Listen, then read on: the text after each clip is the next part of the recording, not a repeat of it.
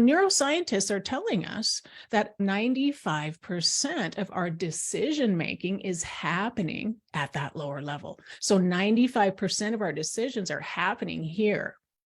And then we become aware of it when it comes up here to the conscious mind, and the conscious mind finds evidence in the real world to support it. So what that means is if you want to make changes and they're not sticking, it's probably because they're just being made at the conscious level. And the only way to get these changes to stick is to do something to get into subconscious.